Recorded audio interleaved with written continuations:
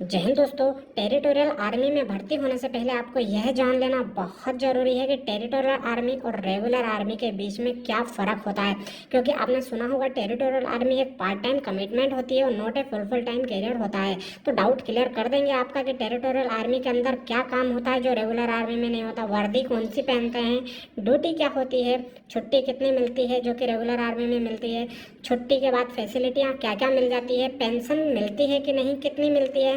इसके बाद में दोस्तों सिलेक्शन प्रोसीजर क्या होता है, सिलेबस क्या होता है, सैलरी कितनी मिलती है, ट्रेनिंग कैसे होती है, तो सारी जानकारी टेरिटोरियल आर्मी से रिलेटेड मिल जाएगी, ऑफिसर की भी और जवान के थ्रू भी। तो वीडियो को अंत तक बिना सिंगल स्टेप के देखना है, दोस्तों में शेयर करना है, और फर्स्ट टाइम हमारे यूट्यूब चैनल पे हो सब्सक्राइब कर लीजिए और नोटिफिकेशन बेल को दबा लीजिए ऐसे ही लेटेस्ट अपडेट इंडियन आर्मी के बारे में पाने के लिए। तो दोस्तों चलिए वीडियो शुरू करते हैं। बात करते हैं सबसे पहले सिलेक्शन प्रोसीजर की। तो यहाँ पे आप जैसा कि देख पा रहे हैं दोस्तों, एज आपकी 18 से 42 साल तक की होनी चाहिए। 18 से 42 साल बहुत अच्छी एज होती है जो कि इंडियन आर्मी में आपको देखने को नहीं मिलेगी। 23 साल उसमें आखिरी माना जाता है, 17.5 से 23 साल। यहाँ पे आप 42 साल तक भर्ती हो सकते हो। फिजिकल की बात करें तो दोस्तों इसमें हाइट आपकी 160 सेंटीमीटर होनी चाहिए, छाती 77 सेंटीमीटर जिसमें 5 सेंटीमीटर फुलाव होने के बाद वजन सिर्फ 50 किलो मिनिमम तो होना ही चाहिए। इसके बाद फिजिकल के बाद हम बात करते हैं एजुकेशन की। तो दोस्तों आप अगर ऑफिसर के थ्रू भर्ती होना चाहते हैं तो ऑफिसर के थ्रू दोस्तों आपके पास ग्रेजुएशन होना चाहिए किसी भी स्ट्रीम से, किसी भी रिकॉग्नाइज यूनिवर्सिटी से। मगर आप दोस्तों जवान के थ्रू भर्ती होना चाहते हैं जिसको ओआर बोलते हैं, तो उसके लिए आपके पास 10वीं पास से, अगर जनरल ड्यूटी से भर्ती होते हैं तो 10वीं पास चाहिए, 45% का एग्रीगेट, 33% हर सब्जेक्ट में मार्क्स चाहिए। क्लर्क से भर्ती होना चाहते हैं तो आपके पास 12वीं होना चाहिए, 60% का एग्रीगेट और 50% हर सब्जेक्ट में मार्क्स होने चाहिए। अगर आप ट्रेडमैन के थ्रू भर्ती होना चाहते हैं दोस्तों तो ट्रेडमैन के लिए आपके पास 8वीं या 10वीं या फिर ITI तो होना ही चाहिए, तभी आप भर्ती हो सकते हैं। नोटिफिकेशन इसका टेरिटोरियल आर्मी की जो ऑफिशियल वेबसाइट है वहाँ पर मिल जाता है और अलग अलग जॉब की जो वेबसाइट है वहाँ मिल जाता है। इसके बाद में दोस्तों जोन वाइज इसकी वैकेंसी खुलती है, 4 जोन में बांटा गया है, जोन 1, जोन 2, जोन 3, जोन 4 में। हमारे यूट्यूब चैनल पर भी इसका जब नोटिफिकेशन आता है तो हम जरूर से इसको बताते हैं। ठीक है दोस्तों, बात करते जोन वाइज मैंने बता दिया। इसके बाद दोस्तों हम बात करते हैं इसके सिलेक्शन प्रोसीजर की। तो यहाँ पे दोस्तों एलिजिबिलिटी आपके पास होनी चाहिए, आप जो है सिटीजन होने चाहिए इंडिया के, मेल और फीमेल दोनों ही कैंडिडेट अप्लाई कर सकते हैं। इसके बाद में दोस्तों 18 से 42 साल तक की एज इसमें रिक्वायरमेंट मानी जाती है। एजुकेशन क्वालिफिकेशन मैंने बता दिया, ऑफिसर के लिए ग्रेजुएशन, बाकी जनरल ड्यूटी, क्लर्क, ट्रेडमैन की अलग अलग है। और आपको यहाँ पे दोस्तों सर्विंग मेंबर जो होते हैं रेगुलर आर्मी के वो इसमें भर्ती नहीं हो सकते, क्योंकि दोस्तों इसकी एज लिमिट कुछ ज़्यादा होती है। ठीक है, इसके बाद हम बात करते हैं दोस्तों सिलेक्शन प्रोसीजर में आपका यहाँ पे सिलेबस क्या होने वाला है। अगर आप ऑफिसर से भर्ती होते हैं तो दोस्तों आपका यहाँ पे इस टाइप से सिलेबस होता है जैसे आप स्क्रीन पे देख पा रहे हैं, जिसमें 4 पार्ट होते हैं, रीजनिंग, मैथमेटिक्स, जनरल नॉलेज और इंग्लिश। 2-2 घंटे करके 4 घंटे का पेपर होगा और 50-50 मार्क्स का हर पेपर होगा। ऐसे करके आपको दोस्तों यहाँ पे 200 मार्क्स का क्वेश्चन होगा और 200 क्वेश्चन होंगे। ठीक है, इसके बाद में ये तो ऑफिसर के लिए सिलेबस है, मगर ट्रेडमैन, क्लर्क और जेडी का सिलेबस कुछ अलग होता है जो कि दोस्तों जनरल नॉर्मल जो रेगुलर आर्मी है उसी के रिलेटेड, उसी के जैसा होता है।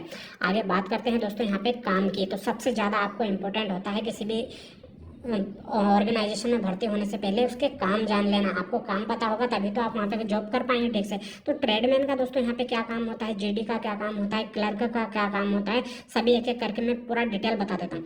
यहाँ पे दोस्तों क्लर्क की जॉब का क्या काम रहेगा, इसके अंदर सभी जितने भी जवान होंगे टेरिटोरियल आर्मी में उनके दोस्तों आपका रिकॉर्ड रखना होगा, उनका मेडिकल का रिकॉर्ड रखना होगा, उनके वेतन बनाना होगा, आपको अटेंडेंस लगानी होगी कि कौन अपसेंट है कौन नहीं है। इसके बाद दोस्तों रिपोर्ट एंड रिटर्न्स भेजने होते हैं, कहीं लेटर टाइप करने होते हैं, करस्पॉन्डेंस और डॉक्यूमेंटेशन, पेपर कार्रवाई जितनी होती है वो क्लर्क के काम होती है। बात करते हैं एसकेटी की। तो दोस्तों एसकेटी का काम होता है जो भी वहाँ टेरिटोरियल आर्मी के अंदर स्टोर होगा उस स्टोर के अंदर जितना सामान है उसका मेंटेनेंस करना, उसकी देखभाल करना, उसका रख रखाव रखना। ठीक है, इसके बाद दोस्तों बता देता हूँ काम जो कि इनके हैं ट्रेडमैन के। तो यहाँ पे दोस्तों ट्रेडमैन में अलग अलग टाइप की बहुत सारी चीज़ें होती है, जैसे कि आप यहाँ पे रसोईया यानी कुक, धोबी, नाई, दर्जी, बढ़ई, कारीगर, हाउसकीपर, मेसकीपर, ये सारी जो रेगुलर आर्मी में होता है वो सारा इसके अंदर भी होता है। ज़्यादा कुछ फर्क है नहीं, काम वो सारे वही रहते हैं। इसके बाद दोस्तों बात करते हैं फैसिलिटीज़, क्योंकि आप उस ऑर्गेनाइजेशन में जा रहे हैं तो फैसिलिटीज़ तो पता होना चाहिए ना। तो फैसिलिटीज़ में दोस्तों वहाँ पे CSD भी मिल जाएगा आपको, कैंटीन सप्लाई डिपोट, जिसके अंदर आप सामान खरीद सकते हैं। प्रमोशन भी दोस्तों इसके अंदर मिलता है। अगर आप सिपाही से भर्ती होते हैं तो आगे आपको प्रमोशन मिलता है, अगर आप ऑफिसर से भर्ती होते हैं तो भी आगे आपको प्रमोशन मिलता है। Free ration. दोस्तों रेगुलर आर्मी में फ्री राशन मिलता है ना, उसी टाइप से इसके अंदर भी आपको फ्री राशन मिलेगा। राशन नहीं लोगे तो राशन का पैसा मिल जाएगा। मेडिकल फैसिलिटीज, दोस्तों आप अगर बीमार होते हैं, आपके घर वाले अगर बीमार होते हैं, तो जो मिलिट्री हॉस्पिटल्स होती है वहाँ पे आप जाके डॉक्टर को फ्री में दिखा सकते हैं। एक्स सर्विसमैन कोटा, दोस्तों इसमें आपको एक्स सर्विसमैन का कोटा भी मिल जाता है। आगे हम बात करते हैं पेंशन की। तो दोस्तों अगर आप ऑफिसर से भर्ती हुए तो 20 साल तक सर्विस करोगे तब पेंशन जा सकते हो। जेसीओ और अदर रैंक यानी जवान से अगर आप भर्ती हुए तो दोस्तों 15 साल मिनिमम करनी पड़ेगी। 17 साल के बाद तक आप जा सकते हो, पेंशन जा सकते हो। टर्मिनल ग्रेजुएटी, दोस्तों इसमें आप अगर भर्ती होने के बाद में जो पैसा बचाते हो 15-17 साल तक, वो सारा अमाउंट आपको ब्याज व्याज मिला के और सारा इंटरेस्ट के साथ में आपको दे दिया जाता है, अच्छा खासा अमाउंट। इसके बाद रैंक पे, जैसे आप सिपाही से भर्ती हुए, आगे जो जो रैंक आपको मिलती जाएगी उसका पे आपको अलग अलग बढ़ता जाएगा। फ्री एक्स मेडिकल, दोस्तों आप अगर नौकरी छोड़ दिए हो इसके बाद भी आप मेडिकल करवा सकते हो, फ्री में इलाज करवा सकते हो आपका और आपके परिवार का। इसके बाद बात करते हैं वर्दी की। तो दोस्तों रेगुलर आर्मी और इसकी वर्दी में कोई फर्क नहीं होता है, सेम वर्दी होती है। सिर्फ जो टेरिटोरियल आर्मी का आपने एक ऐसा लोगो देखा होगा, वो लोगो लगा होता है और कोई भी फर्क नहीं होता है, काम भी वही होते हैं और सेम आपको वर्दी पहननी होती है।